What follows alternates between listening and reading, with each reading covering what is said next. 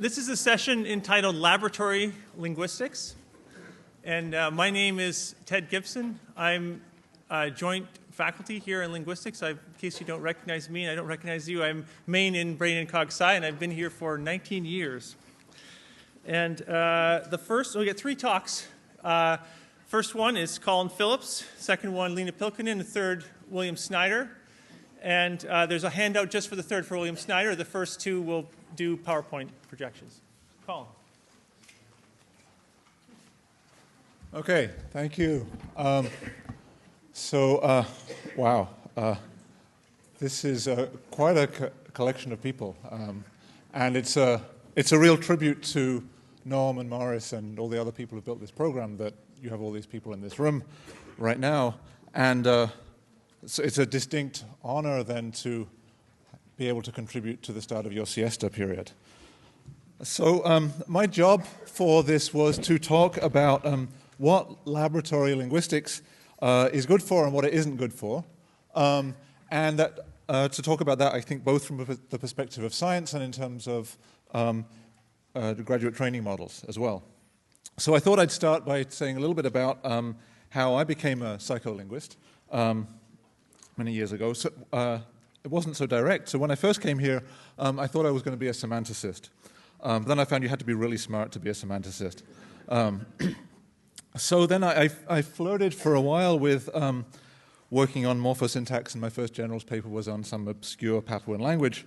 And that didn't go down over so well either. I remember in my first general's defense, the entire committee fell asleep. And I won't say who was on the committee because some of the committee is actually in the room. The one person who's not is Ken Hale, who would come around every so often and correct me on examples that he knew from this language that he'd only read about once. So continuing to explore, I started playing with psycholinguistics, and I learned that to do that, as you know, one of the main skills you have to learn is how to use slides. And in those days, you didn't have computers and PowerPoint.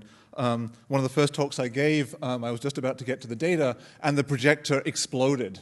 And we had to pick it up and run out of the room so the fire alarm didn't go off. And I had to draw the data on the blackboard, which was very clean. Then eventually, by the time I graduated, I was doing, I guess I did a dissertation mostly on armchair psycholinguistics. And then the committee wasn't really paying much attention, but that's because they were arguing with each other, as I remember it. But it seemed like it was a good way to go. And one of the reasons, by that time I'd benefited a lot from a program that had been established a few years earlier that was a partnership between linguistics and brain and cognitive science. The PIs for this program, which was funded by the NSF, were David Pizetsky and Ken Wexler. It was called a Research Training Grant, or RTG program. And what happened in this program that ran for a number of years in the 90s was students from each department added about a year of coursework and research experience from the other department to their regular diet. So we took language processing, language acquisition, neuroscience, etc., and that was all very good. So this is just something I dug up before I left. There's a picture this is from a workshop that Ken and Luigi organized in Italy. This is Nina Hyams, Kevin Brewer here. He was a student from Brain and Cognitive Science who's in the program. This apparently is David Pizetsky. And I have no idea who this is, but I wish I had his hair. Now, in this, so the NSF supported US students to get training that was very valuable, and that NSF won't pay for international students to do this. MIT did. This was something that Ken and David made a priority, and I'm very grateful to them for doing that because I and many others benefited an awful lot from this. Now, what we learned then, I guess, was not part of the normal linguistics curriculum. I think it's actually now more routine nowadays for linguistics students. And linguistics now looks quite different than it did 20 years ago today. I remember in one of the first language processing classes I took, asking Ted something like, couldn't someone test that question if they did an experiment on WH agreement in Chamorro? And I think Ted responded appropriately by just laughing at me. But if you look at the program for this year's LSA conference, the presidential address will actually feature experimental evidence from WH agreement in Chamorro. So what was laughable then is now sort of mainstream material now. I think what's also true, though, is that other fields don't necessarily look at linguistics much different than they did 20 years ago. That's something that hasn't maybe changed the same degree. What was the impact of this? Well, these activities had a big impact on me. So now I actually spend most of my life running a program initiatives that actually have fairly similar goals in my current home at Maryland. So it involves a lot of people, a lot of departments, doing a lot of different activities, spreading across different fields. And it's interesting in preparing for this, thinking about what's different from 20 years ago and what's the same. So some things that are different, I think, is that what students can do now is they have a broader skill set than we had 20 years ago. And when I look at what students can do now, they leave us in the dust by comparison. There are some things that I very much took to heart from the experience 20 years ago, which involve working hard and trying to establish reciprocal links so that people were going in both directions, crossing scientific boundaries. Also taken very seriously, making sure that you try to include international students in the same way as US students, even when the government isn't willing to fund that. And another thing which I think hasn't really changed is that it's actually a bit easier to get linguists to go out and do stuff outside linguistics than it is to see folks in other areas to see the value of what we have to offer. I think we have a PR problem that we all need to be taking very seriously. We need to put linguistics at the center of conversations about language, and we need to continue working on that to do better. Okay, so a couple of things I learned along the way. So one is, don't ever say there's no way I'll ever work on field X. Because there's a good likelihood that you will, and I have many, many times. Like, I never wanted to be a psycholinguist. The other thing is I think success and speed are overrated, at least in the domain of language use. So if you want to be rich and famous in language, so if you want to get your papers published in Nature or Science, I think it helps to show that some things are either very, very early in language development, or that they happen very, very quickly. In language processing. This is a sampling of Science and Nature papers on language from the last 30 plus years. You've got to show things are really amazingly fast or early. And there's not an awful lot of money in showing the opposite to that.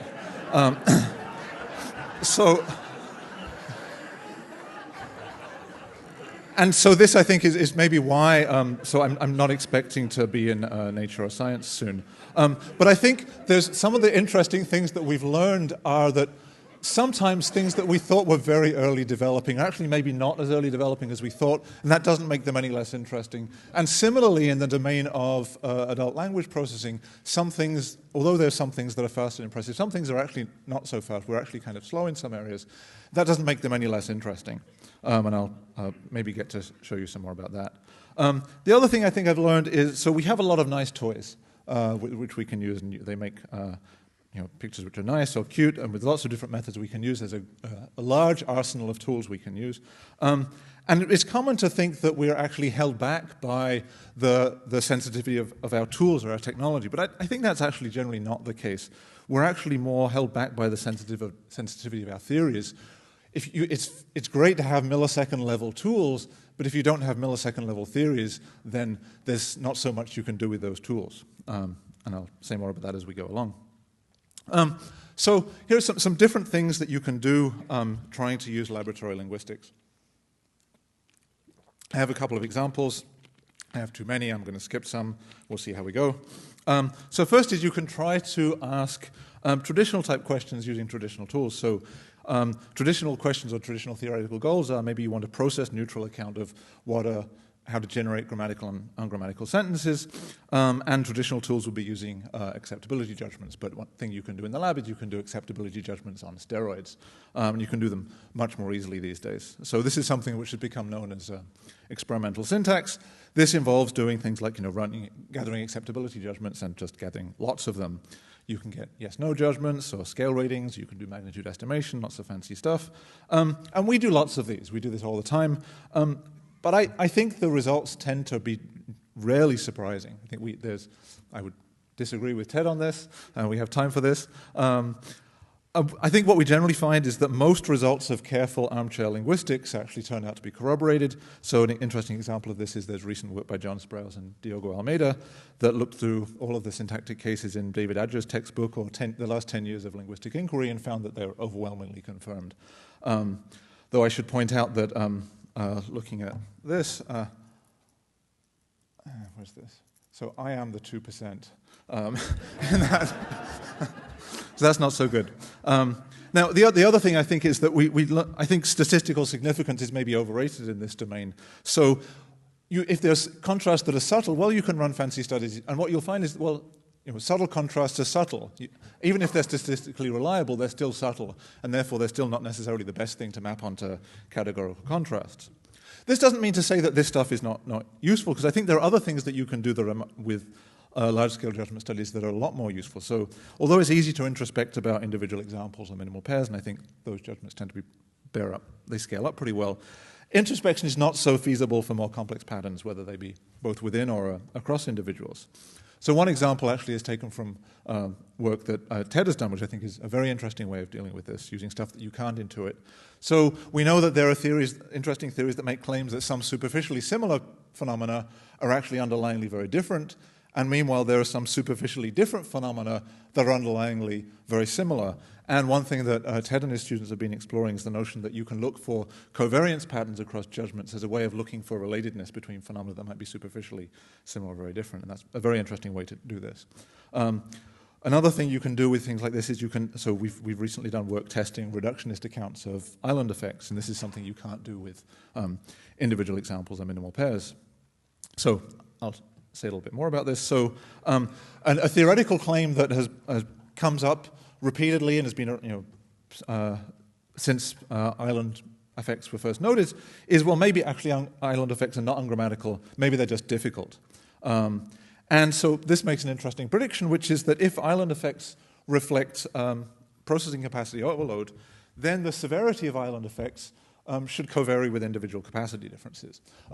So you need some measure of the severity of island effects, and we can operationalize that. So just taking the example of a subject island effect, you can think of that as the sort of a superadditive combination of the effect of long extraction and the effect of island-inducing structures. So you can compare the effect of the cost of long versus short dependencies independent of islands. You can compare the effects of having a complex subject independent of extraction. You can then look at the effect of both of those, and what we find is that the combination is worse than the sum of the parts. Okay. Now, the traditional formal account of this is, well, that's because there's a target that specifically targets the combination of those two phenomena. The reductionist account goes differently. It says, well, you get that superadditive effect because of capacity overload. So we can test this. So if you get ratings for a bunch of different islands across lots of people, what you find is you get consistently this superadditive pattern in ratings. This is the effect of length, left to right. This is the effect of the island structure. This is the island violation. Okay, and what you can measure is, so basically the angle between these lines, that's the size of the island effect. Okay, that's the magnitude of the superadditivity, and we can measure that for each individual, and then we can correlate that with different measures of their working memory capacity. And so that's what John Sprouse and Matt Wages and I did. So we tested about 300 people on 4 different island types and 2 memory tasks, looking to see if there's a correlation between island severity and memory capacity, and the effects are resoundingly null. So basically, on these different measures, we consistently found that capacity differences account for between 0 and 3% of the variance, which isn't so encouraging if memory capacity is your explanation for the island phenomena. And this is the sort of thing you obviously couldn't just intuit. Now, there are another type of thing that you can do with experimental work is you can still be trying to ask traditional types of questions involving process-neutral accounts of grammatical and ungrammatical sentences, and you can do this using non-traditional tools like time-sensitive measures or looking for developmental dissociations. And the idea was that taking the standard sort of ideas of what a theory is, you can then try to use experiments as an arbiter of theoretical disputes. And I think this was one of the things that we were most excited about 20 years ago when I first got into this, and it was some of the things that we used to justify linguists getting into this new type of work. So one example that there was a lot of excitement about 20 years ago was the idea of whether you could use experiments to resolve competing theoretical claims about unbounded dependencies and whether you needed empty categories. So as as you know, there are some accounts of unbounded dependencies that said you don't need empty categories because there's a direct relation between a fronted phrase and the verb that selects it. And an alternative account is no, there's no direct relation because it's mediated by some null element, okay? And then, so what this means is that you have WH phrases that form dependencies with different positions in the sentence in different theories. And so the suggestion was maybe you can use timing evidence to decide between the competing theories. And that was a very interesting idea, and some good work was done going after that. So can timing evidence decide between competing theories here? Well, lots of evidence was collected, and what seemed, the findings were fairly clear. So we find that WH dependencies in English are formed at the verb, so earlier than the gap side. And that meant that the people who were not into empty categories got kind of excited, and they were happy about that for a while. And then a counter argument was then if you look at verb final languages like Japanese, then you find that WH dependencies in Japanese are formed at the gap site, and which is before you get to the verb.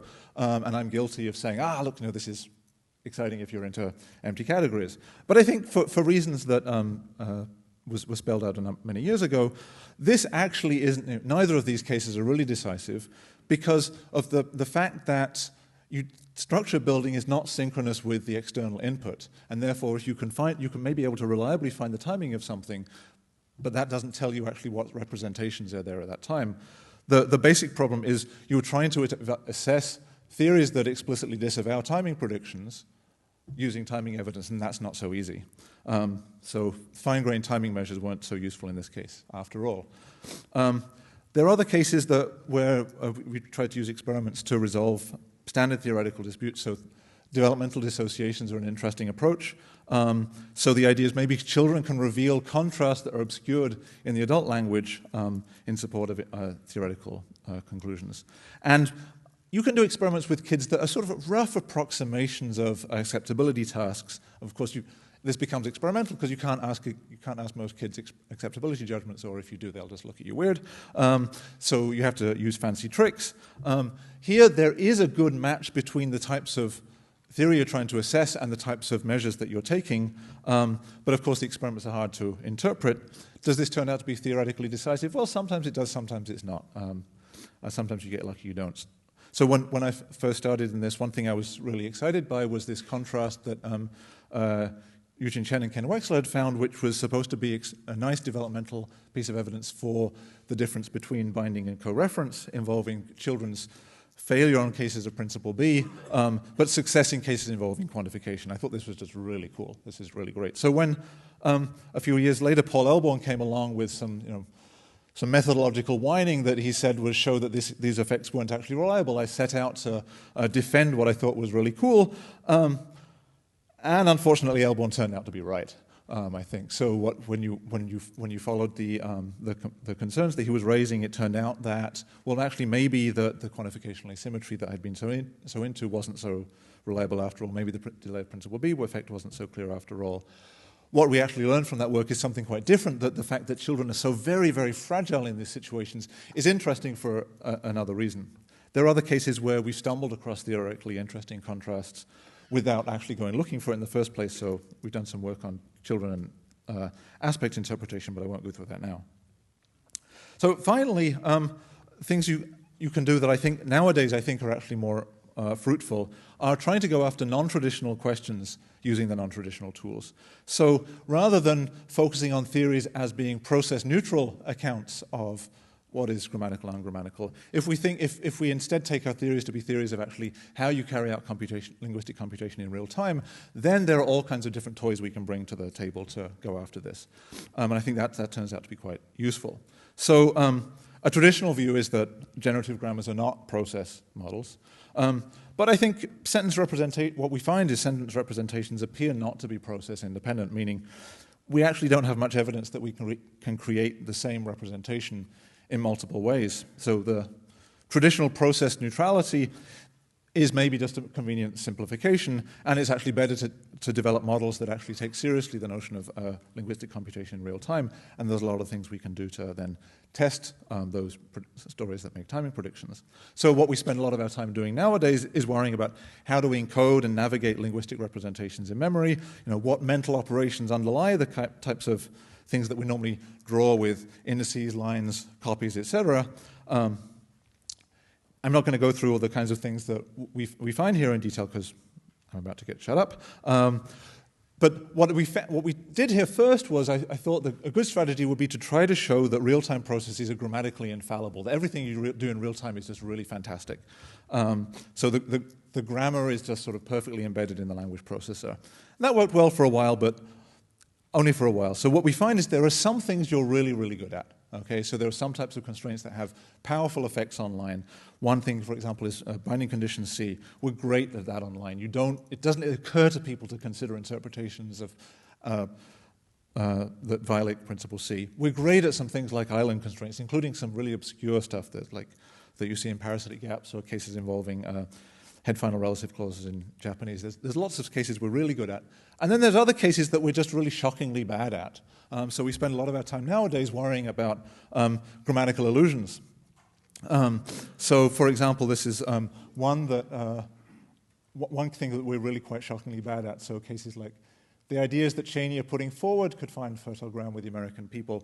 People are shockingly bad at noticing violations like this, even when you have the interfering plural is actually further away than the subject. This second example here, you can go on a scavenger hunt later. So this is a sentence. So the word order preference previously observed in blah blah type languages are not universal. Go around the poster session. There's a small prize if you can find which poster has that on. There's other cases, like comparatives, like more people have been to Russia than I have. These are famous examples that sound great but are semantically incoherent. And we've been trying to get into that. There's cases of negative polarity licensing where people fleetingly behave as if a negative polarity item is licensed, even though the licensor is in an inappropriate position and even though they'll judge it bad if they look a bit later. There's also cases involving thematic role reversals that people are surprisingly insensitive to. So this is a case from a Katie Couric interview a couple of years ago. And the interesting thing here is the slow reaction time, because you don't notice it, right? And so we spend a lot of time trying to understand why it is we're really good at some things and really bad at other things, okay? And in the same way that in the study of vision, you use optical illusions to understand the way the visual system works, we use linguistic illusions for the same sort of reason. And so similarly, and I won't go into this, what we also find is when we look at the time course of language processing, there are some things that we're really very, very fast at, and we do amazingly quickly. And then there are other things we're shockingly blind to initially, and it takes a surprisingly long while for us to recognize those. This is to go through. Yeah. So lab toys are nice, but they become more useful when we have models that have the temporal or theoretical precision of the tools. Judgment studies, I think those we can do, but there's limitations to what you can make out of them. Arbitrating theoretical contrasts, it sometimes works, sometimes doesn't. And I think the most fruitful thing we can do nowadays is developing models that have the same type of spatial or temporal precision as the tools that we already have. And so that's all I have. Thank you.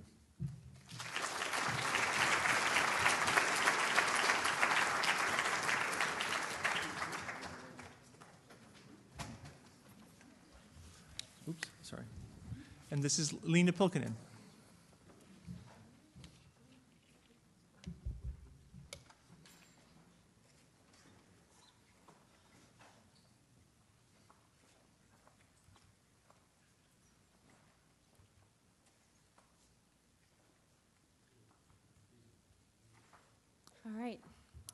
All right, thank you very much, and thank you for the invitation.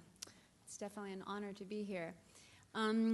So this will not be about the past, it'll be about the future.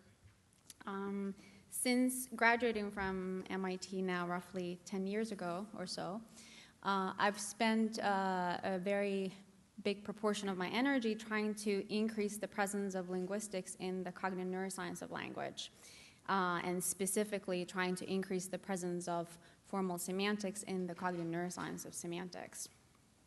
And I think there's many scientific reasons for engaging in this kind of an endeavor, but I actually want to sort of highlight a practical reason for doing so that I think in as things are currently, is probably even more pressing, and it's just sort of re-emphasizes a point that Colin already made. So obviously, one of the largest differences between linguistics as a discipline and the brain sciences of language as a kind of a discipline is our understanding of what language is. So us linguists, we deal with extremely detailed notions of what the rules and representations of language are, whereas in the brain sciences, the distinctions that are drawn are much, much coarser, to the extent that notions like syntax, phonology, and semantics are sometimes even treated as some kind of primitives of the system. And now this often elicits the reaction in linguists that this body of work is sort of irrelevant to us. It doesn't really tell us anything interesting about language, and therefore we can just sort of ignore it. And it's quite possible that it doesn't tell us much interesting about language as things are today. But unfortunately, when decisions are made about what kind of research on language our tax dollars should support, there is a very, very larger, a much larger probability of Bill getting those dollars than Larry getting those dollars. And obviously that outcome is guaranteed if Larry doesn't apply for the dollars. And again, you may kind of feel like, well, I don't really care about money. That's not the business I'm in. But if this kind of tendency just keeps continuing, if Bill sort of gets the limited resources and Larry doesn't, it has the danger that linguistics will have an increasingly smaller presence in the general scientific community that's interested in language. And obviously that's something that nobody in this room wants to happen. And we're not special here. This is a general issue throughout psychology, so there's huge pressure in every branch of psychology to engage with the brain sciences, and so this is just an instance of that. So we need to make sure that linguistics has a strong presence in the cognitive neuroscience of language. Otherwise, that will not be good news for linguistics. So now, again, you may feel that, well, obviously, Bill here has some studying to do. He needs to, freshen up on his linguistics. But unfortunately, that's an unlikely way for the situation to get better. It's a very rare instance when a brain scientist sort of seriously becomes engaged with linguistic theory. It's very hard to do. So the reality is that Bill here is not about to become a linguist because he already has the dollars. He really isn't motivated to do that. And so it is therefore on us, the linguists, to try to make sure that the brain sciences see that we really have something important to offer. So the work really is on us to do.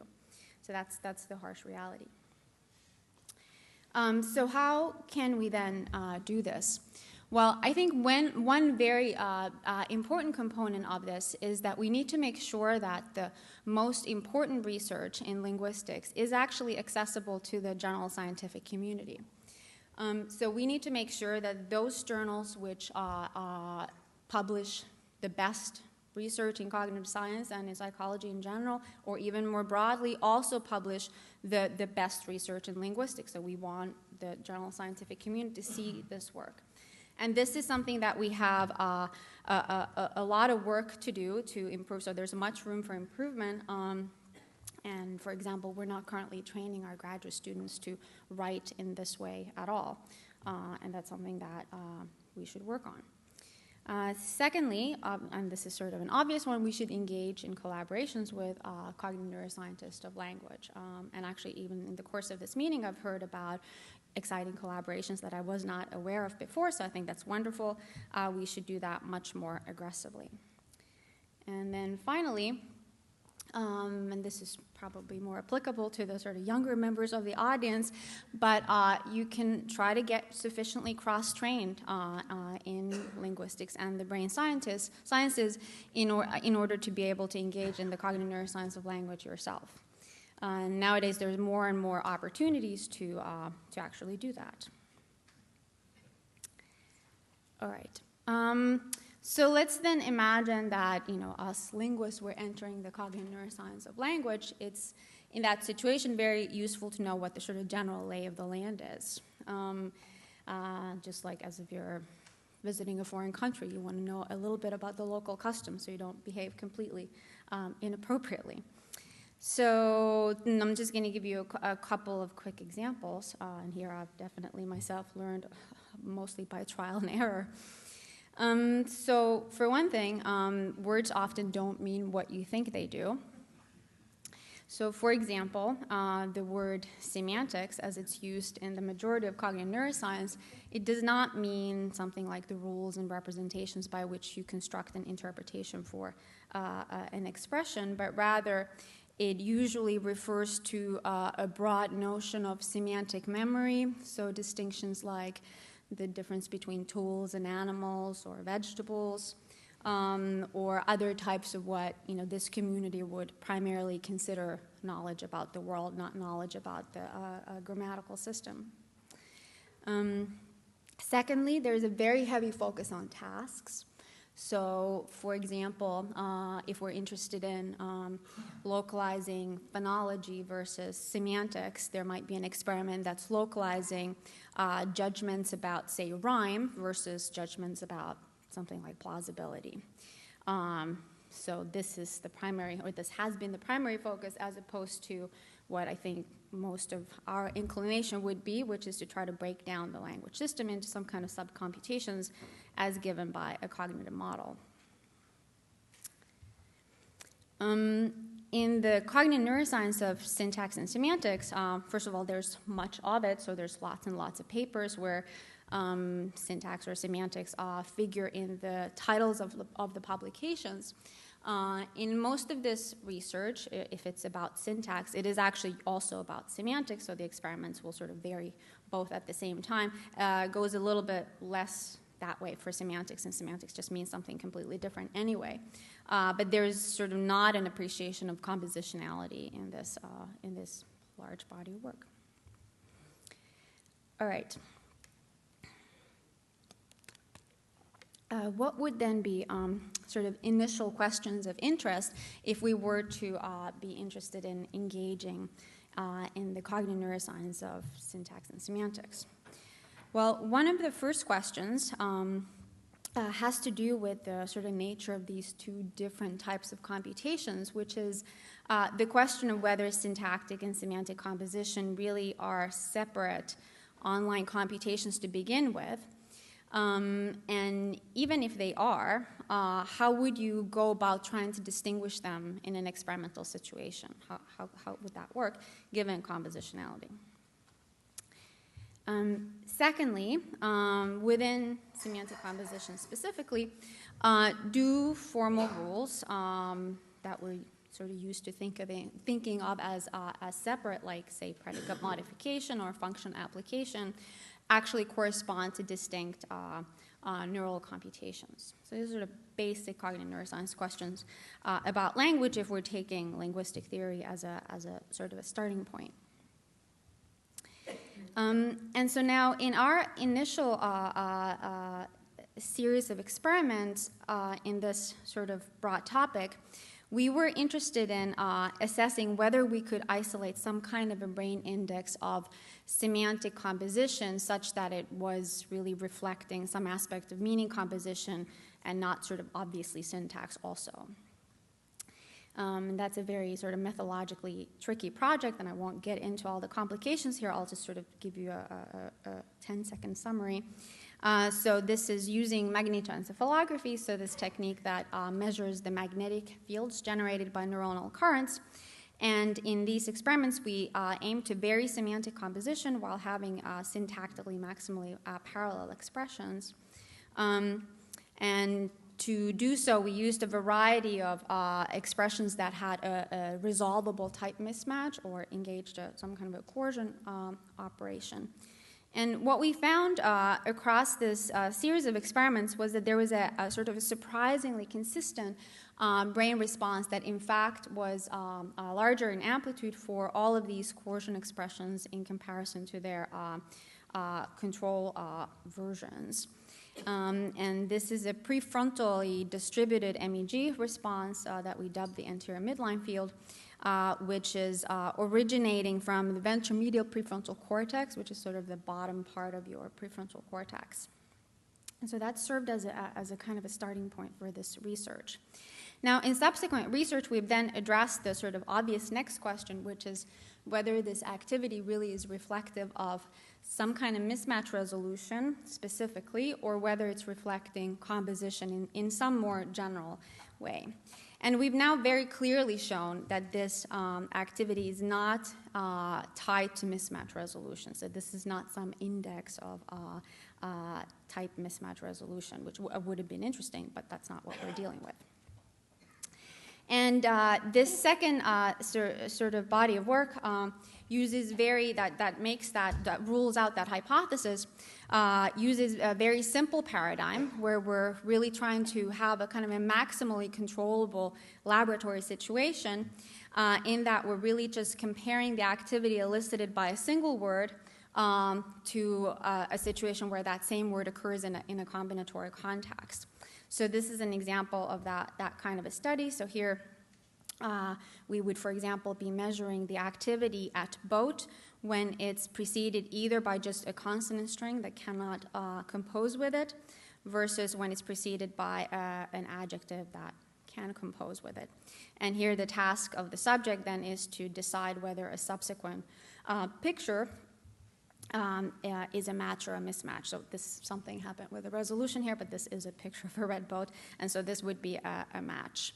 In a lot of these experiments, there's also a control task, which we call the list task, where subjects are instead deciding whether the picture stimulus matches either of the preceding words. So it's a sort of meant to invoke a list-like interpretation. And so the combinatorial effects are then expected for the two-word composition condition with respect to all the other three conditions. And we do, in fact, see exactly that kind of an effect in the ventromedial region, which was also implicated in the coercion work, which rules out the idea that this is something that's just mismatch related. Additionally, we consistently see an effect in the left anterior temporal lobe, and that wasn't surprising to us, given that there is, in fact, a very large prior literature implicating this region for some aspect of sentence comprehension, and there's lots of different hypotheses about what that might be. Our most recent work on this region, actually most of our current work currently is focusing on trying to understand the left anterior temporal lobe function more specifically. And our most recent data relates to a hypothesis that's already part of the cognitive neuroscience literature on this region, where it's proposed that this area does something like conceptual combination, which is the word that you mostly see in the psychology literature, mapping on sort of vaguely onto what we would call modification, although it's not very sharply defined.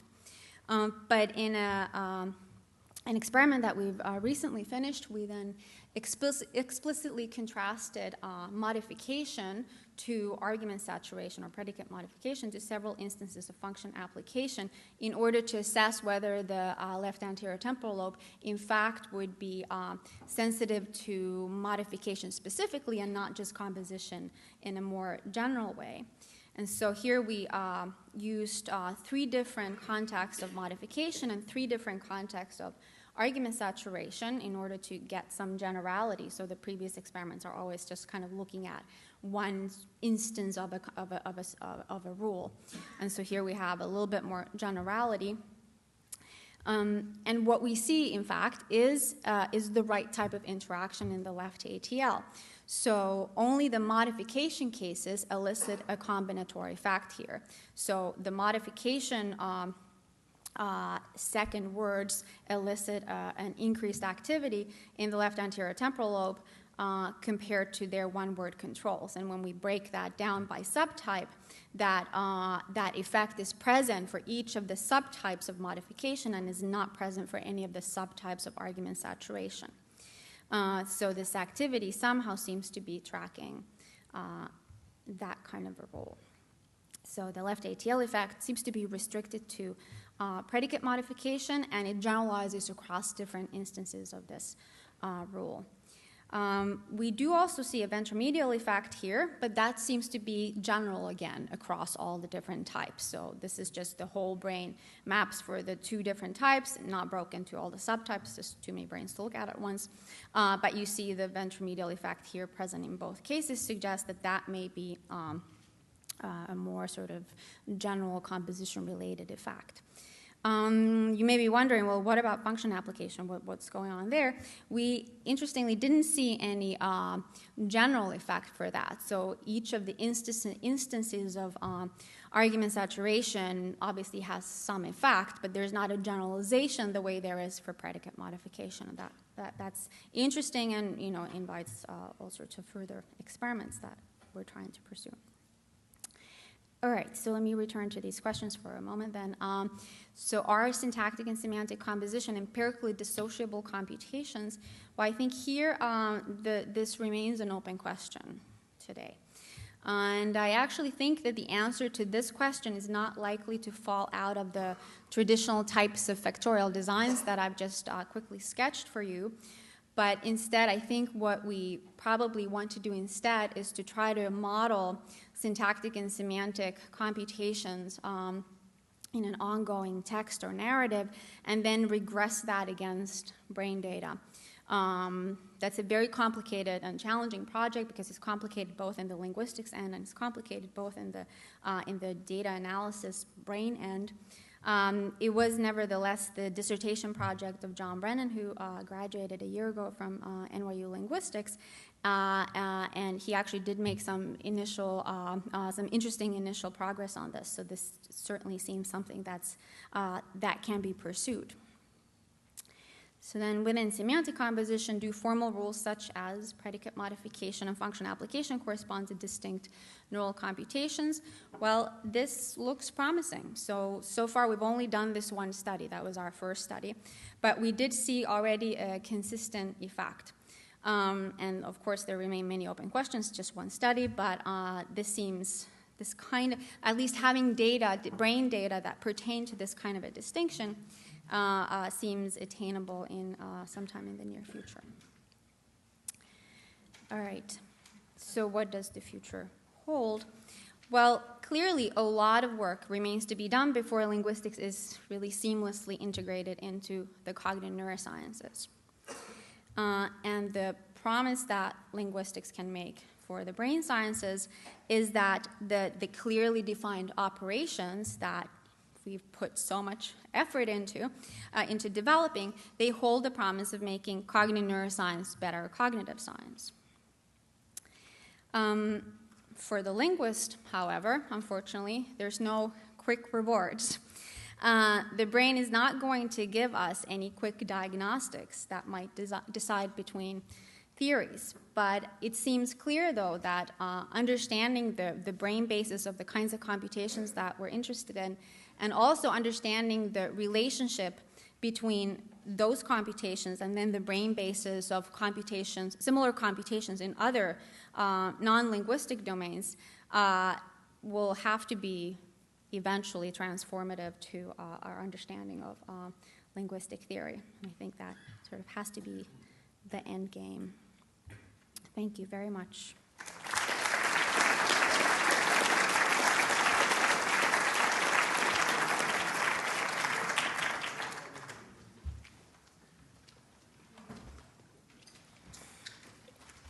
And the last speaker, and thank you, Liina, for being on time. Last speaker is William Snyder. Thank you. Yes. Right. First off, I'm very, very much honored to be here and grateful for the opportunity to talk a bit about what evidence from children's language acquisition might be able to contribute to answering questions of interest to theoretical linguists. So there is a handout. If you don't have one, try to procure one. Yeah. So the big question that I'm concerned with is in number 1 on the handout. Is syntactic variation what we might call a deep domain of inquiry? So, in other words, one that supports rich explanatory, predictive generalizations.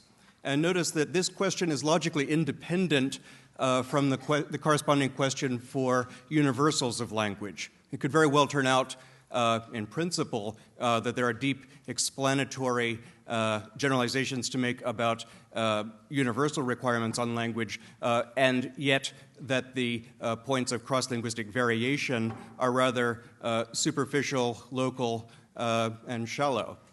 So second and third questions on the handout are closely related to the research program of answering one. If there are rich explanatory generalizations to be found, why have we discovered so few of them, or rather few of them so far, especially ones that have held up well to long-term scrutiny? And what might be a better way of finding them if they're really there? So to foreshadow my answers to these questions, yes on one. I think that there is reason to believe syntactic variation is a deep domain of scientific inquiry. I'll try to persuade you of that, or at least give you reason to think I might be right. In terms of number two, I think Mark Baker has done a very good job of stating one of the big problems, which is that we really, if we're going to discover these generalizations, accurate generalizations, we really need to do in-depth investigation on, discover them through comparative grammar. We're going to need to do in-depth investigation on each of the languages contributing to that investigation, to that program. And the kind of, what Mark means by in-depth investigation seems to mean spend 5 years on Mohawk and then and then move to the next language. I must say we're extremely grateful to Mark for spending 5 years on Mohawk and so forth. But wouldn't it be nice if we could find a way to speed things up or help the larger program move forward more quickly? So what I'm going to argue is that by combining research in theoretically informed comparative grammar with hypothesis testing in the domain of child language acquisition, we can actually progress more quickly. So in Roman 2 on the handout, deriving and testing predictions for language acquisition, what I will address here is predictions for the time course of child language acquisition. So I'll be less concerned about things like error patterns, for example, for reasons that will become clear as we go along. But the two major classes of prediction that I think we can derive for the time course of acquisition are in 4 and 5, basically predictions of concurrent acquisition and predictions of ordered acquisition. So the idea is that, as given in 4, if two surface structures in a particular language follow from a single marked parameter setting, then all else equal, children learning the language should acquire these two constructions concurrently. Now, this all else equal is packing in quite a bit here. There are all sorts of concerns we could have and should have about this idea, but the basic intuition then is that, at least in some cases, it will be true that the last acquired prerequisites for certain structures in a given language, if they really depend on, are the same remaining point of parametric variation to discover, then we should actually see the two structures becoming available to the child at the same point in time. Now, lots of issues to address, and I'll try to clarify them as we go along. The other class of prediction would be one of ordered acquisition. And there, again, if I speak in terms of prerequisites, it's just if we have a case where at least the late acquired or last few acquired prerequisites for one structure are a proper subset of those for the second structure, then we should get an ordering effect in the sense that the structure A may be acquired prior to construction or structure B. They might be acquired together if it happens that the last acquired prerequisite is one that's shared between the two of them. But it should never be the case that a child has a grammar capable of structure B and that is not also capable of structure A. So to the extent that we can assess what the child's grammar permits, that situation should not be found.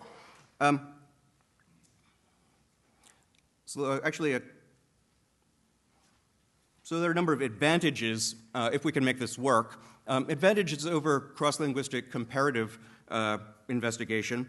One big advantage, I think, as I mentioned at the discussion period after Mark, Luigi, and Richie's very interesting talks yesterday, is that whereas for comparative grammatical approach to work well, we really need to do very good intensive work on quite a variety of languages, and basically each new language represents an opportunity for two things that we thought went together to not go together.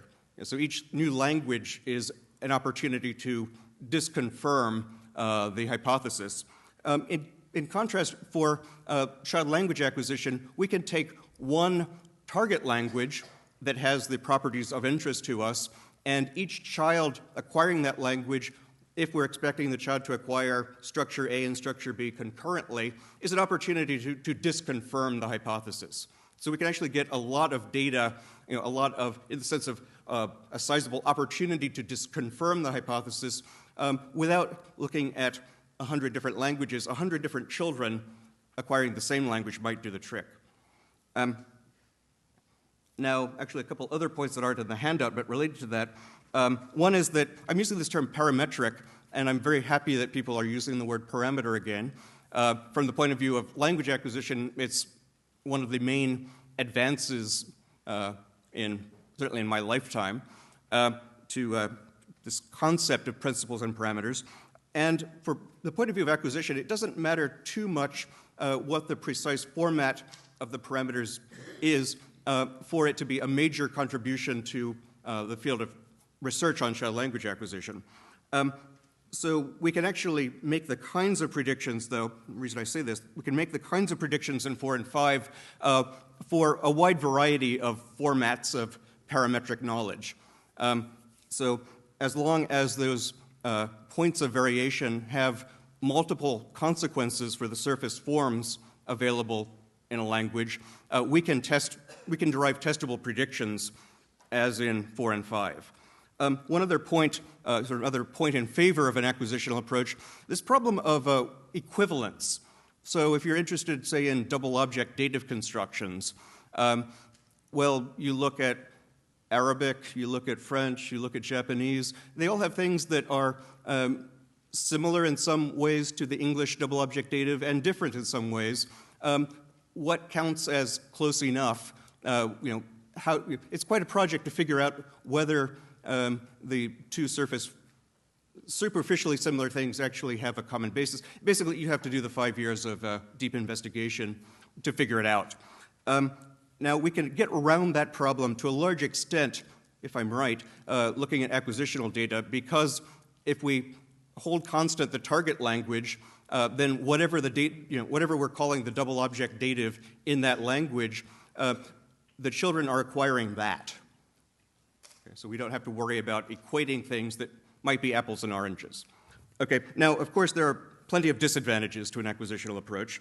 And this is why I say that my answer to 3, a better method of investigation, would be to combine comparative research with acquisitional research and look for converging evidence from these multiple sources. So disadvantages, big disadvantage is that if we're looking at the time course of child language acquisition, it can be very difficult to get good information about the child's grammar at a particular point in acquisition. So this could be a huge problem. How could we possibly get around it? And especially, how could we get around it for children below the age of about 3 when there are relatively few experimental methods that are working well for us and available? Although that's changing. There's some new ones coming onto the market. But I'm going to claim that what's given an 8, what I've called grammatical conservatism, this hypothesis about as stated about children's spontaneous speech, not their elicited production in a laboratory setting or their comprehension in a laboratory test of comprehension, but just what the child does when observed naturalistically.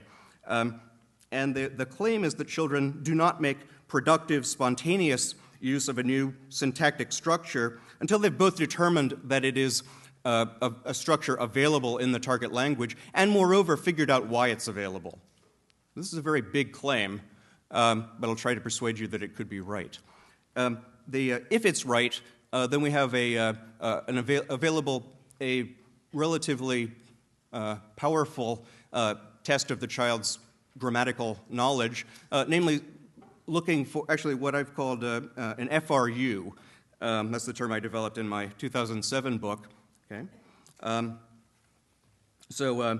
Given a longitudinal corpus of a child's spontaneous speech and a structure that's used frequently once acquired, we can look at the point when the child went from never using that structure to using it frequently with a variety of different lexical items. And basically at the point when that upward curve started, we could take that with some confidence to be a point at which the grammar changed.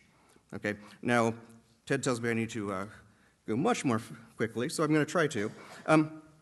What's the evidence that children are grammatically conservative? Or actually another term for this would be that they are deterministic learners in the sense of, for example, Mark Baker's work. Bob Berwick's work, sorry. Maybe both of you. For example, Berwick 85 used the term deterministic learning. I think that's basically equivalent.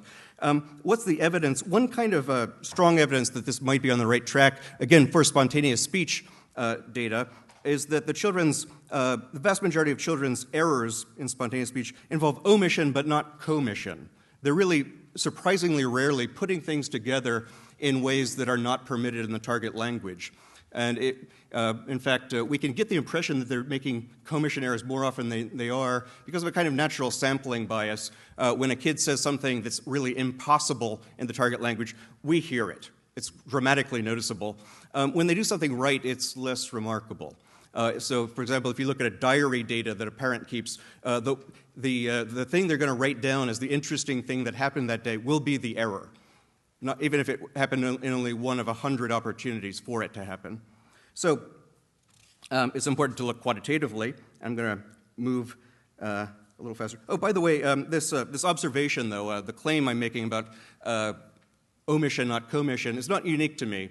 A number of different researchers looking at child language from a number of different perspectives have remarked on it, at least in particular areas. So Michael Maratzis is mentioned on the handout, but also Carson Schutz has talked about it in some of his writings, Ken Wexler, some of his as well, and you can find others. So it's not such a radical claim as one might think at first.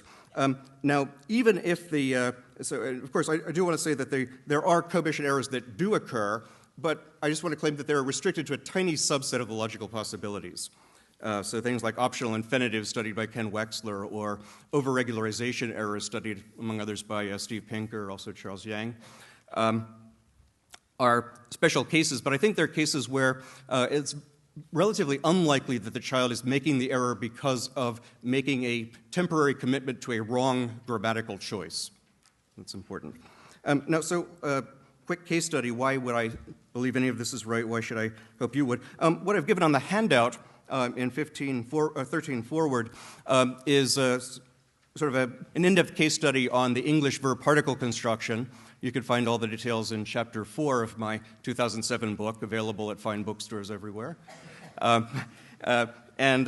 But basically, it's a near exhaustive study on the child Sarah mentioned in Noam's talk yesterday, one of the children studied by Roger Brown quite some time ago. But if you look for, basically, I've plotted on the two graphs on the handout. If you look overleaf, you get the second one. Basically, I've plotted correct adult-like uses versus errors of commission on the bottom, the triangles on the bottom. And basically, what you see is the child goes fairly rapidly. It's not a step function, but it's more like a geyser erupting or something. Boom, boom, boom, boom. Going from never using the structure to using it fairly frequently, and indeed with a variety of lexical items, although I don't indicate that on the charts. So of the errors Sarah made during the first 4 months of using English particles, there were some 32, but only one, honest to gosh, commission error, I go downed, where she put the past tense marking on the particle. So conclusion, I think, is that Sarah made a fairly rapid transition from never using it to using it like an adult with very few errors of commission. And this pattern was surprising enough, startling enough, that a number of researchers have tried to test it, and in some cases, to their surprise, have found that it's held up. So that's on 18 through 25. So I'm going to speed up a bit. So let's see. Case study I give in Roman 4 about the compounding parameter, basically a case where I got a rough idea that there might be a systematic pattern, and I supported it with some very superficial cross-linguistic work using the people I could find easily and doing rather localized, eliciting rather localized sets of judgments. Supported the idea that maybe something was interesting was going on there. But the acquisitional test really provided very strong evidence in favor of it. And some of that data are illustrated above 35. And that pattern you see there, a very tight correlation right around the identity function between ages of acquisition as measured by FRU for novel noun-noun compounds on the x-axis, verb, noun, phrase, particle on the y-axis, so that best fit line is very much an identity function, and there's some implications of that mentioned in 38. 39 talks about a possible guess as to, my current best guess as to what exactly it is that the child is acquiring. Now, as usual, as an acquisitionist, I end up having to be a bit of a jack of all trades, kind of figure out what the meaning is of what I'm looking at in terms of current syntax, morphology, semantics, all that stuff. And of course, I'm never a world-leading expert on any of those, so I submit this to you in appropriate humility. But anyway, it seems that there is something interesting going on. I mentioned in 40 that the approach in terms of syntax-semantics interface parameter that I assume is based on work of Angelika Katze, which in turn was based on work of Ray Jackendorf's. So there I have some shoulders on which to stand. And there are a variety of other examples, including examples where I or my colleagues and students have tested some of the generalizations, for example, that Rishi Kane talked about yesterday. Some of them have actually been tested already acquisitionally and indeed supported. Notably, well, I can tell you more about that if you'd like to know.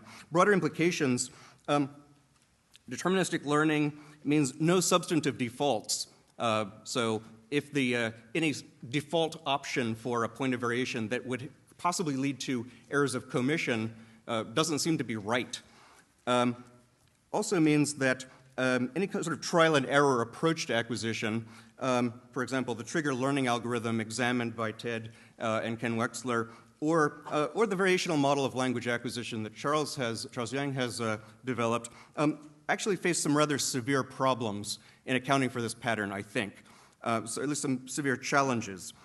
Basically, the absence of errors of commission, especially together with the fact that there are ordering effects, there are reliable patterns of one surface structure appearing at the same time as or earlier than, but never later than some other structure. I think both these are extremely hard to capture in the variational model, but Charles may have some ideas about this, and I hope he does.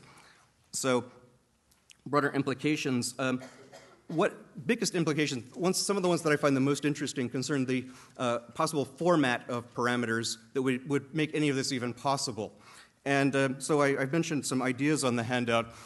Basically, I've looked for ways proposed in the literature that parameters could have a constructive character, basically allowing us to add one by one new surface structures to the child's repertoire, and also making it, at least in principle, possible for the child to wait for conclusive evidence before adding any such new structure to the repertoire. One idea comes from some of Janet Fodor's work looking at the idea of treelets, and that comes along with a very nice acquisition model in terms of learning to parse. There were some questions about how well that actually scaled up to real data, but I hear from Janet that it's looking somewhat promising these days again. But another approach I wanted to mention really quickly, because it's my latest idea. Also I wanted to mention Luigi Rizzi's idea. I cite 2010 talk, but he actually talked about it yesterday.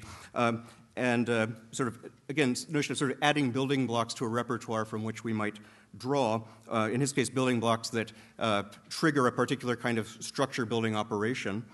Still another possibility mentioned in 62 comes from distributed morphology, in particular the version developed by Heidi Harley, which depends on a form of late insertion. If you flip over very end, coming to the end, I know. Basically, let's get to the punchline. The key idea is that you have a generative syntactic component that has a particular set of building blocks to draw on. In fact, each language may differ in the particular building blocks. There might be a universal set from which to choose, and then children select from that set the ones that are actually available. And these building blocks for Heidi will include things like possessional P or causative little v that have some semantic force. And her idea is that cross-linguistic variation in things like whether we have an English-style double object dative in the sense of one where the goal C commands the theme, or and in fact possessional have verb where again the possessor C commands the possessee, can be derived in terms of whether this abstract possessive P is available in that inventory of things you're allowed to use in the numeration. If that's, that gives us a very nice way, I think, of going from the child to go from a grammar that has, in which everything currently available is good for the adult language, but in which it can still, new things can be added by adding, in this case, possessive P to the repertoire of elements available for the numeration. And because I'm way out of time, I will stop there. Thank you very much.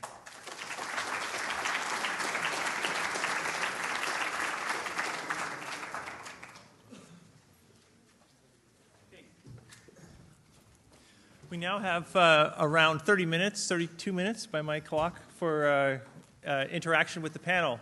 And the way this goes is that I'll call on you and you can ask questions about of anyone that you might like. And we'll start with right up there.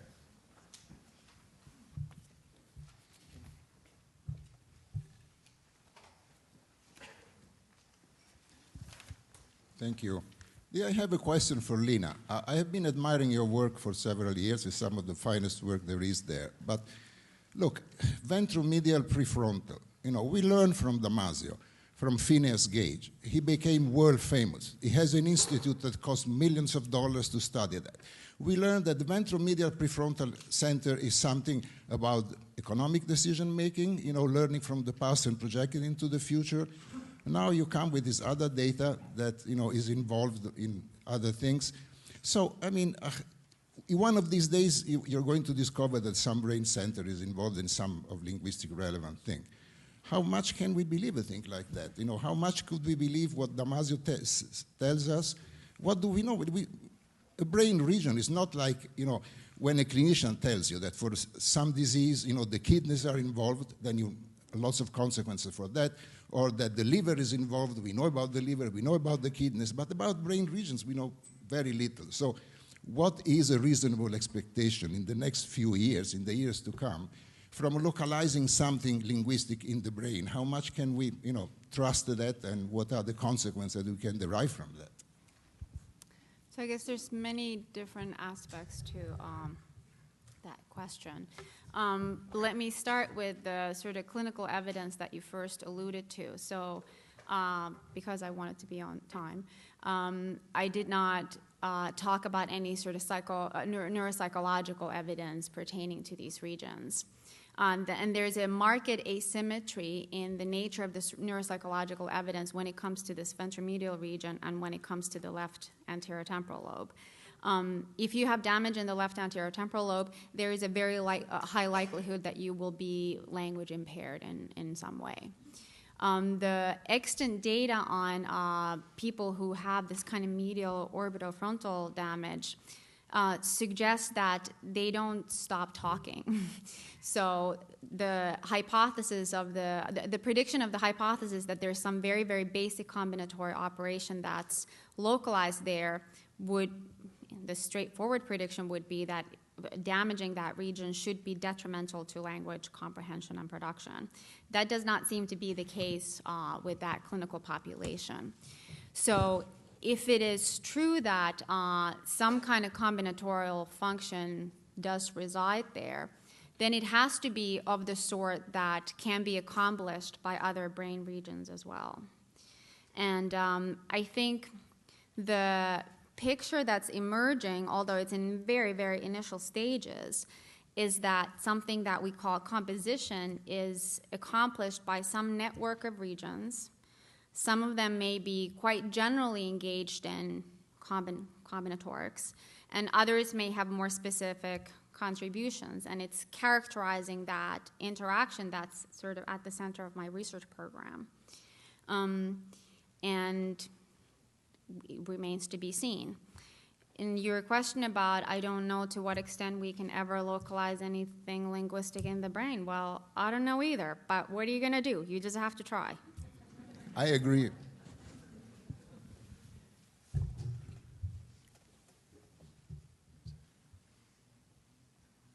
Hi, so this is a question for Colin. So I wanted to just mention what I guess I saw as an important limitation of, so you mentioned the Sprouse and Almeida work on 98% replication of the LI article examples and also of the Adler textbook examples. And I guess what I saw as an important limitation coming away from reading that work is that, so they looked at a large number of individual test cases, but each individual test case they looked at only tested sentences, the actual pair of sentences that was presented in the part of the text or in the article. And they didn't ever look beyond those individual pairs to ask whether the difference was consistent across a wide variety of linguistic materials with the contrast. And I guess, I mean, it seems to me the history of psycholinguistics is littered with examples showing that you just need to test for generalization across linguistic materials. So I guess I came away as not, it seems to me that the issue is still quite open. So I don't know if you want to comment on that or. Yeah, well, I agree with that, and I think there's another limitation that you get from that as well, which I'll add to the mix. So the cases that are tested are the ones that are used in the arguments in the literature, and if the objection is those claims themselves are bogus, then they test those. Then I think they're fair tests of those. If the claim is these generalizations extend to all kinds of other, lexical variants, well, those tests don't show that, and you can do more things to test that. I think what you get is that, well, the intuitions that people have appealed to are generally reliable. I think there's another limitation of what they test. There's a whole bunch of things that are systematically excluded from those surveys, which are more or less anything that involves a semantic distinction, where there's some kind of specific interpretation at stake rather than something which can be stated in terms of syntactic sequencing. And none of those haven't been tested. Those are much harder to do. And I think those are also the ones which are probably harder to replicate in these types of mass studies. I think actually, I mean, those materials are a mixture, because in some cases you can't do the right contrast without, I mean, the pairs actually involve a semantic distinction because there's no way of making the contrast at all without a semantic distinction. Yeah, so I think, yes, you want to be able to generalize these things across lexical items. I think what you get from this, though, is that that's probably something you can do reasonably well in the armchair. So in your armchair, you should be looking quite carefully and making sure that that you see confident contrast across a wide range of lexical items. You could then go out and ask another 100 people. It's generally not going to be that surprising, I think. Across the people, but I mean, the demonstration in both directions is pretty important, right? I don't understand the last. I mean, well, the theoretical claim in terms of typically the syntactic generalization is not about the particular sentence pair, but it's about the whole class of the infinite class of sentence pairs that would arise. So I mean, the test across for generalization. Right, but so the point is that the limitation is not that the limitation is not the methodology. The limitation is did the people who use those sample those individual pairs, did they actually do the footwork to test that these things weren't quirks of individual lexical items, or were they representative? I mean, we hope that people are producing useful examples, not burying making generalizations that they themselves know to be dependent on very, very narrow lexical choices. I can't resist but comment on this. So it's good. I'm half of this debate in some way. So I wrote this paper, which Colin hasn't mentioned, but we wrote this thing saying weak quantitative standards in syntax and semantics, and I just have this 98% just seems like a bit over generous on that side. There's many cases in the literature, so we've pushed on some where these cases like Bollinger's example, what did these superiority effects, what did who see versus what did who see when, and that's what did who see when is supposed to be better, and it really isn't when you test that. And so, or if to the extent that it is, it's so small that it's got nothing to do with the who saw what or who saw what when kind of cases.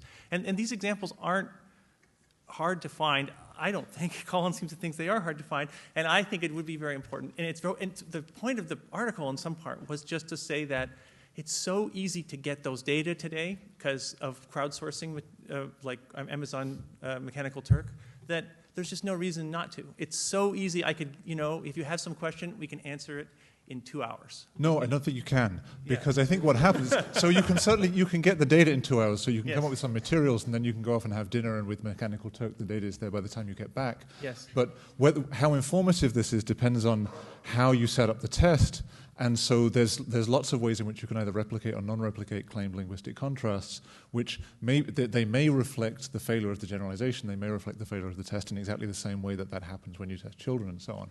And you always have to work out which of those this is. I think so. The cases that replicate very easily are the ones that don't rely on things like focus, presupposition, pragmatic, scope, etc. Those ones are much harder to test when you are just throwing these isolated examples to people who are not tutored in these areas. And I think in those cases, what you'll find is that even completely uncontroversial generalizations, then you can fail to replicate them, but that's probably an indication not that the completely uncontroversial generalization was false, but that just throwing these sentences in front of people who, security guards working in the middle of the night, working for Mechanical Turk, may not give you the most reliable findings. So I think it could be that there's some cases where the generalizations actually are false, but I think the fact that you just throwing them out in a large-scale study doesn't immediately replicate, that's inconclusive. I don't. so serving as the de facto moderator. Here. Let's move on to another question. Let's move on. Let's go on to someone else. Okay. There was a question back there. Sorry, Alan. But yeah. Luigi, maybe. Okay, fine. Sure. Okay. Alec. I would like to continue. So we're talking here among friends about issue of publicity in the sense of working well with other fields and with our colleagues across disciplinary boundaries. And so let's say you're a psychologist and you know what it means to test hypothesis. So if the hypothesis is that some group has a property and we'd like to test whether that group has that property, we have to do some kind of random sampling from that group to assure us that we can generalize to that group as a whole, and then then we can talk about the results. So if someone publishes an article that says that linguists have unreliable data, the psychologist expects that the people who wrote that article did a random sampling of a relevant group of examples from linguists and could generalize. So if colleagues of mine in the psychology department say, hasn't it been shown that linguistic examples are unreliable, so why should we read the literature? It's like, well, no, the people who did the study you would have expected to have been done, the Sprouse people, they got the kind of reliability that you would have expected. The people who claimed otherwise didn't do the kind of study you would have expected. Now, it is absolutely legitimate to take an article and the author of an article and say, your judgments are not good. We do it all the time, and that's a legitimate response to a linguistic article. Your data are not good. But to condemn a field for their data being not good, you'd expect a certain level of, the kind of experiment that you do in psychology, to generalize over a population based on some sampling from that population.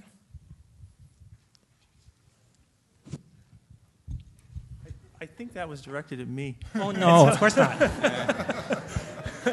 I'm not sure. Remember who's the majority in this audience before you reply. Like, They have scones that they can throw. I don't mind. So you have a good point.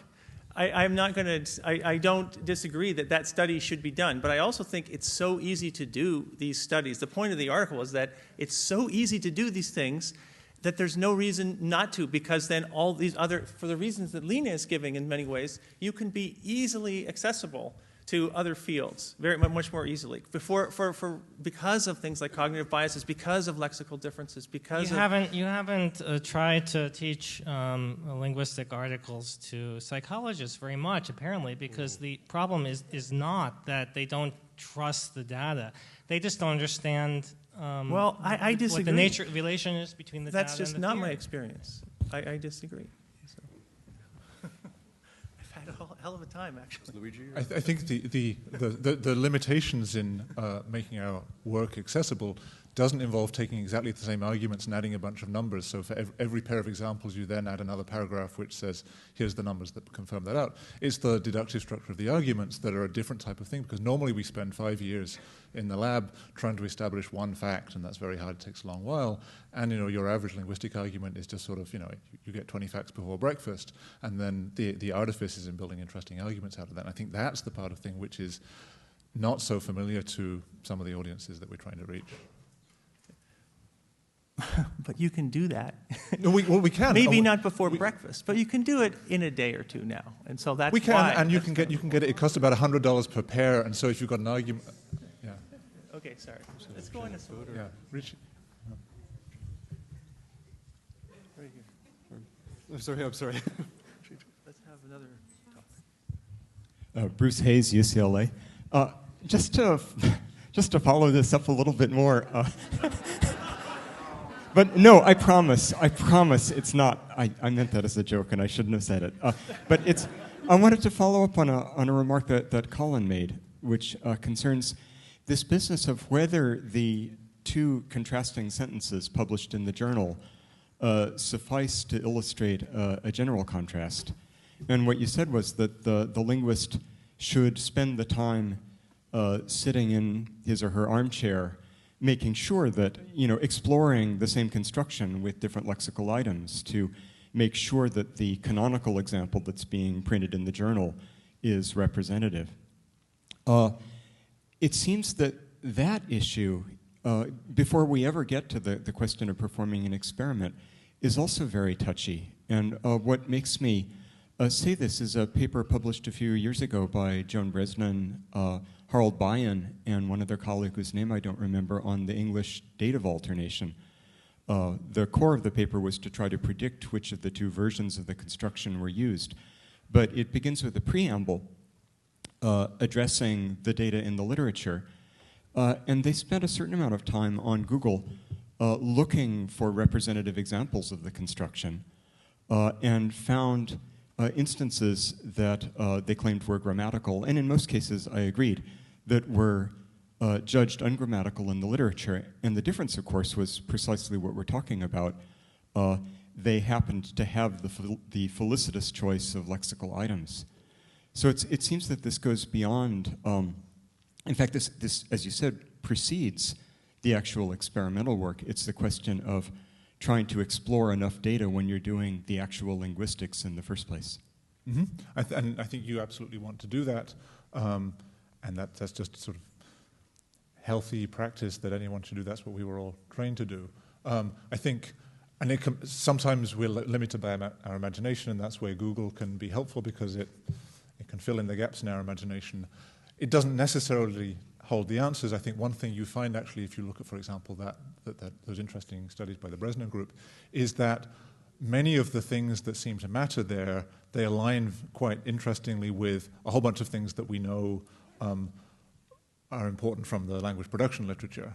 And so the fact that something occurs in a corpus is not a guarantee of whether this is actually a product of something about the grammar or whether it's something which is a product of independently motivated facts about language production. But, of course, you want to look into these things and tease these things apart, no question.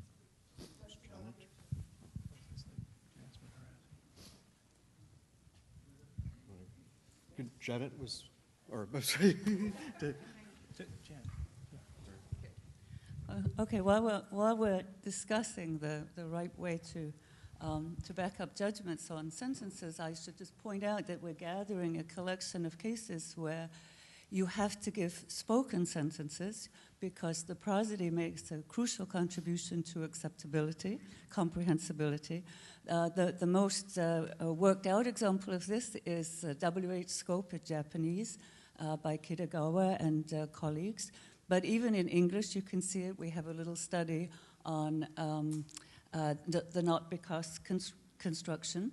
So if we write the sentence, Marvin didn't leave the meeting early because he was mad at anyone, just no prosody, just a written sentence, we get an enormous number of rejections of it. And if we give a recording that says Marvin didn't leave the meeting early because he was mad at anyone, we get a large number of acceptances of it. So there must be many, many more cases like that. In fact, if you know of any, please tell me. I'm going to put them all together. But it's going to be even harder if, in fact, you have to send out recordings on Mechanical Turk, which, right? You can do that. Yeah. What? That's not so hard to do. No, I know that you can do it, but it's going to be that much more trouble, right, in making up the materials and getting the prosody and checking that it's the prosody you think it is before it goes out. That's okay. Mm-hmm. I think that those things absolutely matter, and that's one thing you have to be careful of when you are trying to test some of these phenomena using written judgments, because one of the hallmarks of a good syntactician or semanticist is they're good at generating appropriate prosodies or contexts that might license the example that you're giving, and that's something that sort of happens in the background. That's what being a black belt linguist involves, and that's something you can't expect of anyone you throw this at. So you either need people who are really good at doing that, or you need to set up the materials in these richer settings that make it easier for regular people to do that. That's effectively what we always have to do whenever we're asking children these things anyway. Everyone assumes you have to do that to get this out of children. So this is for Liina. I have a concrete example of how linguists and non-linguists often talk at cross purposes. I shared an office for about a year with a psychologist, a very smart psychologist, and we realized that we were speaking at cross purposes for about half of that time because we had different definitions for the word phoneme. And for her, a phoneme was the same as a phone. And for me, of course, we know that phonemes don't exist, right? But for me, I at least had both traditional and generative training in what a phoneme was, and it definitely wasn't the same thing as a phone. So I think that you're absolutely right that we need to learn how to talk to each other.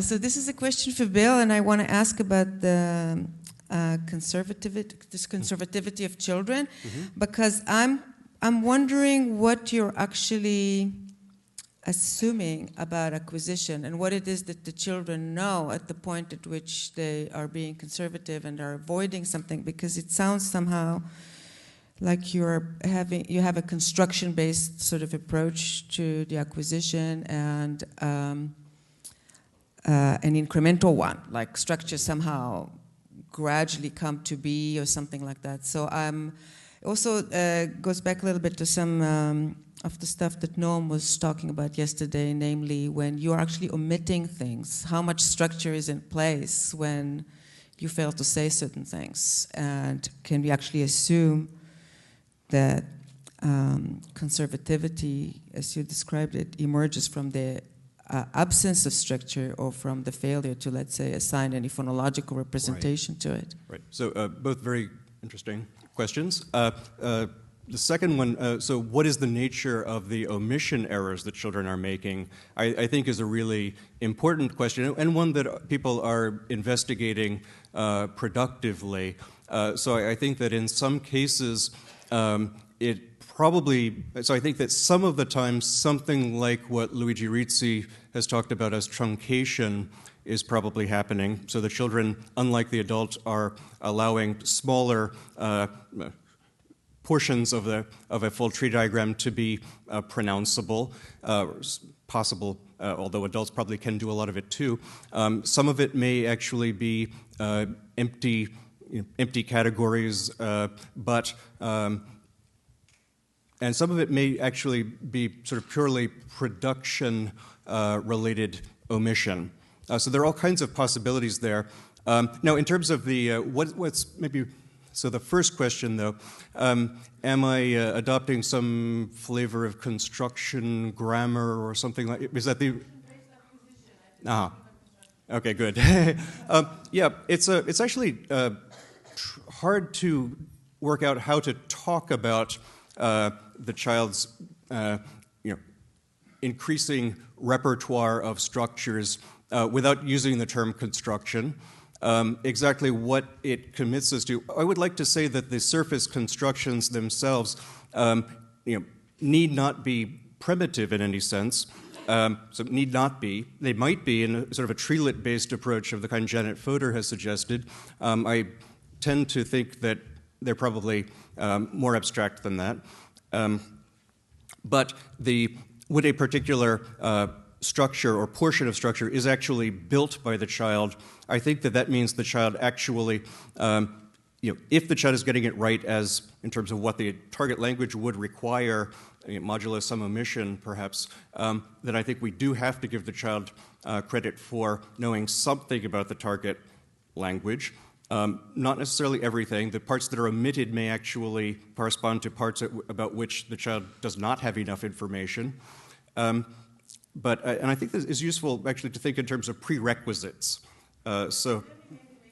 Let's assume for the sake of the discussion, but actually it's an important question because it's relevant, that a compound is just two nouns merged, noun merged. Mm-hmm. And let's assume that the kid does have merged because otherwise it's difficult to say how any expression could be merged at all. So the question would be at that particular stage of acquisition that we're talking about in any target language. Mm-hmm. Why would the child fail to have, let's say, an merge? Or what would prevent the child from having an merge that could, in fact, at some later stage somehow come to exist? And to what extent there would be a privileged status to the merge of these two elements in one given language, such that the child is suspending Right.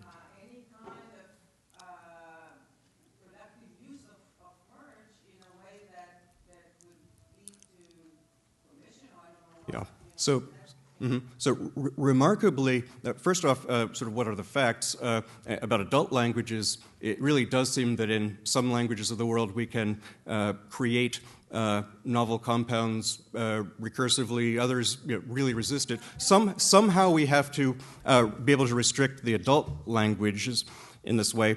And remarkably, children do seem to be sensitive to whatever, basically they are conservative in the sense that they don't risk violating that constraint until they know whether the constraint applies. In the sense that if you look at children acquiring, say, French or Spanish, as my students and I have done, and look for the obvious error on their part of making noun-noun compounds, novel noun-noun compounds, because it's such an obvious thing to do, they don't. What you find eventually is the point which they... Okay, I'm sorry. Mm-hmm. About the stages that the child goes through, Mm-hmm. so that the child will actually be refraining from doing something which is a natural extension of their grammar. Because it's built into your system that that's what the child is doing. There are other possible ways of imagining why children would not be making this kind of errors or something like that. So there are other executions that would have completely accepting your empirical result. So the question is really about the specific notion that the children are sitting there waiting for some kind of positive evidence specifically about structure, not about the pronunciation of something, about structure. Mm-hmm. And assuming that the structure is general, not Yeah. structure specific. Right. So I think that there are a number of implications of this pattern. And by the way, I'm coming at this as the acquisitionist, sort of the messenger in some ways. I think that it's remarkably difficult in terms of theories that are being proposed and widely used to handle this sort of pattern coming from the CHA data. I think it's actually, which is why I'm struggling to find the right framework in which to pursue it or understand it. So I am committed to the idea that we actually, that merge is not absolutely productive at the outset. There are going to be constraints that somehow impinge on it. In the case of one that I didn't actually have time to talk about, the compounding work, though, the idea I've been exploring is that children may be constrained by their semantic compositional machinery. So they may actually not be able to give a suitable semantic interpretation to the noun-noun compound, even if their syntax merges the two nouns. So that's one kind of way of going. Okay, down here. And next. To follow up on that, actually, I should say I'm very much interested in suggestions. Well, I can't help you there. I'm going to make an autobiographical remark, probably not very interesting. I'm puzzled because I know that, or believe that each of you, including the fourth, who is the extra panel member, have ideas about a model of the kind of behavior that you're interested in. But it was striking to me that the discussion, to a great extent, is about demonstration of an effect, that something is grammatical, something isn't grammatical, what's the methodology for deciding it, or a particular brain area seems associated with a particular effect that we don't really understand. That is to say, we don't understand what that effect is, even though we can map it onto distinctions between semantic anomalies or coercion of various kinds and so on, or the correlation of one implication of a parameter being set a particular way coordinates with another implication of the parameter being set that way. But what I'm missing is ideas about what's the actual construction of the grammar by the child, or the motivation and how the motivation interacts with what the child is doing, or a larger picture of the brain and the circuits involved, which is, I think, what was implied by Massimo's question. And yet I know that each of you has ideas about that, and it actually puzzles me as to why that wasn't what you really talked about. Because we know that you know.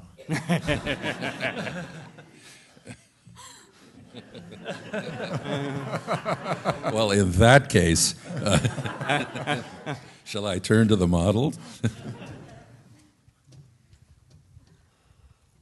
Well, what he says, but so there's a certain balance that one has to strike. So I have some colleagues who have a tendency to kind of draft a model very quickly on the basis of a very, very large body of literature. And then there's other researchers who have, I guess, more of the tendency that I've been pursuing in my own research, which is to do a lot of empirical work, and the linguistic theory has been my model in that sense. I think, especially with respect to the questions that I've been interested in, which is trying to now understand that, so I worked on lexical access for many years, but really I'm more interested in questions that have to do with the syntax-semantics interface. And so I'm now trying to understand the very bare bones of those operations, the combinatorial operations. And there really wasn't much research on that was conducted in a way that was really kind of tightly connected to the linguistic theory. And so in some sense, it has been premature to sort of articulate the model, but I feel like I'm maybe getting close to that now and trying to think. But, and there's practical consideration. You don't get tenure in psychology departments with a model. You have to have a series of empirical demonstrations. So that's another part of the harsh reality of life. So I think there are concrete things to say about a model, and I've written about them many times. I wasn't in the time available. I wasn't going to go into all that. So my overall interest is in trying to be able to give a description of how you build grammatical representations, looking at the computations from a real-time perspective, with the notion that there's only one way in which you can build up representations, in contrast with, for example, models that say you understand everything twice and have two ways of building up any representation. And one of the aspects of that I flipped through at the end because I had bad timing management was another more aspect of this that we've been very interested in recently, which is looking at the different types of mechanisms that you use to access material in your linguistic representations. It seems like you actually use different types of memory access mechanisms for forming different types of linguistic relations. I thought we understood when you use one, when you use the other, but we just got some pretty damning data that messes our idea last week, so I don't understand it as well as I thought I understood it a couple of weeks ago, but absolutely there are models in there.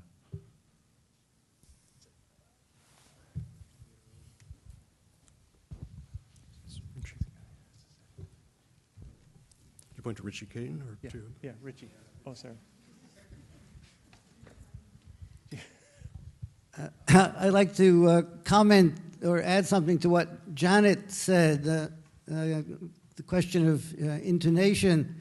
Another important example, I think, is exactly the aspect of English that Bollinger wrote about in the work that Ted referred to, namely multiple WH questions, where Bollinger actually devoted several pages to noting the importance of intonation.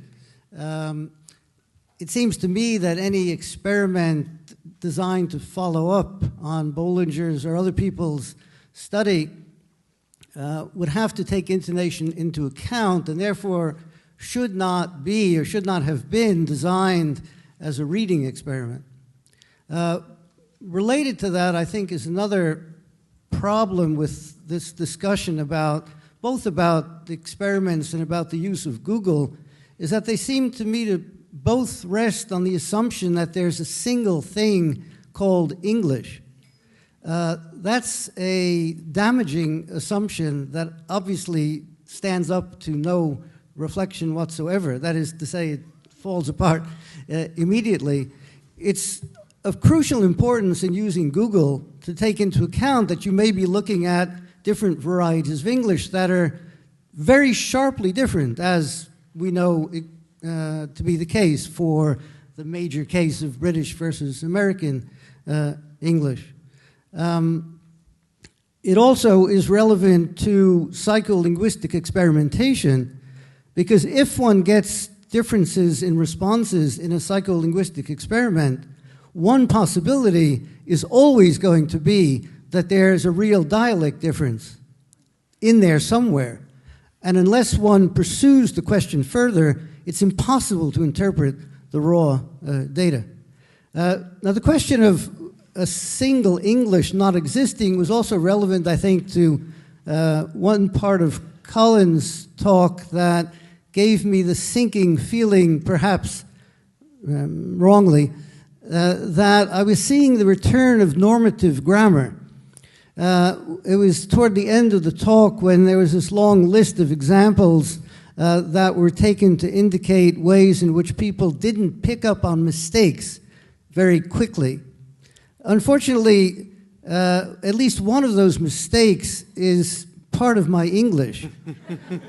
And so the logic of the discussion seems to me to be a bit shaky. It seems to me that to pursue that kind of discussion, you have to be sure, again, that you're not looking at differences among varieties of English.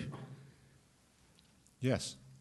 So something I didn't say in that discussion, but I should have said, is that in cases where the standard description of the facts is inappropriate, then obviously you don't want to be analyzing those as examples of online errors, illusions, fallibility, etc. So what's critical to all the cases of this that we looked at is you also run studies that test does people's behavior differ if you give them a little more time to think about it, for example. So the interesting cases are ones where, for example, with the polarity cases, if you give people a little bit of time to think about it, they consistently replicate the standard judgments. If you don't do that. If you catch them within a few hundred milliseconds, then they differ from that. The case you were talking about just now, I think these are the cases of the agreement attraction phenomena. I know we have a disagreement over that, about whether this is a dialectal phenomenon or whether this is an effect of the way in which online memory access happens. In fact, the reason we got into this was because there was a claim that goes back 40 years by John Kimball and Judy Asen that some of these cases are actually a quirk of New England dialect. We recently asked Judy Asen about this, about how they concluded that this was a dialect phenomenon. Apparently what she said was, well, you know, Kimball and I were both from New England and we agreed on this, so we figured it was a New England dialect phenomenon. And Matt Wages and Ellen Lau, who led this, they were both from the South, and they thought, you know, this is interesting, they don't sound so bad, and they wanted to do a larger scale test to see the consistency of these things. And what we found was that this is something which is quite broadly robust. So if you don't give people very long to think about these things, then more or less any speakers of English will fall for these cases in the same way. If you give them more time, then most normal people are gonna converge on the standard reported cases. But if there's cases where where people's judgments are stable across, you know, giving them half a minute to think about it, then that's not the kind of thing, obviously, that we want to analyze as a reflection of an online error.